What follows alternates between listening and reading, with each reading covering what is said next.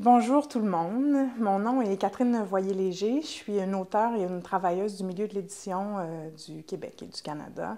Je suis très heureuse d'être avec vous maintenant, au moment où vous m'écoutez en Haïti. C'est un des grands rêves de ma vie de venir vous visiter, donc j'accomplis ce rêve-là en ce moment grâce à ce beau projet des Rencontres québécoises.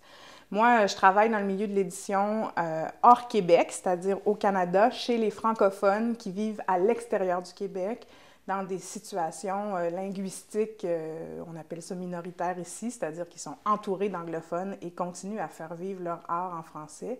J'espère avoir l'occasion de vous parler de cette situation-là qui est particulière à certaines communautés francophones ici au Canada.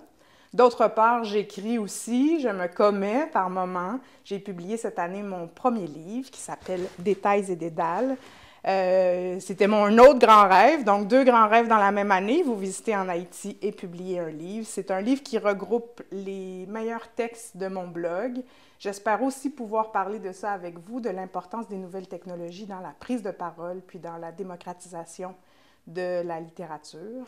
Je vais donc me faire le plaisir et peut-être vous faire le plaisir de vous en lire un petit extrait. C'est très difficile de choisir un extrait d'un livre aussi touffu que celui-là, aussi divers aussi, mais j'ai choisi de vous lire un extrait de l'avant-propos qui s'appelle « La mise en scène de soi », qui, je crois, met bien la table pour ce qui est mon projet d'écriture. Le danger, lorsqu'on a un public grandissant, c'est de finir par se faire bouffer par son personnage. C'est de gueuler pas tant parce que le monde t'indispose aujourd'hui que parce que tu sais qu'on s'attend à ce que tu gueules.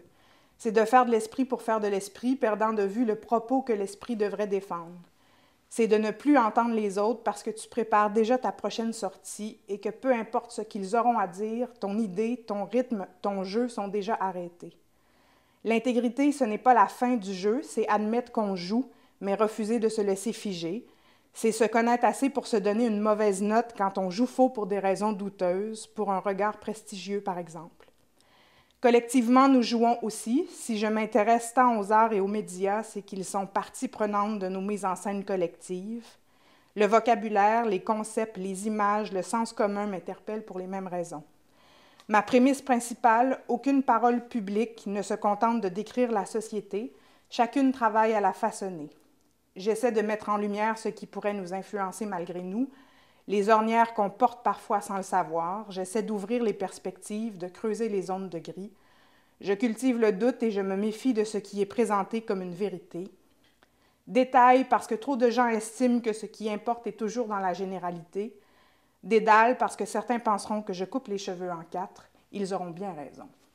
Donc, sur cette prémisse, je vous l'envoie comme une invitation et j'espère pouvoir discuter de ça et de vos réalités d'écrivains et de professionnels du livre pendant mon séjour parmi vous. Merci, à bientôt.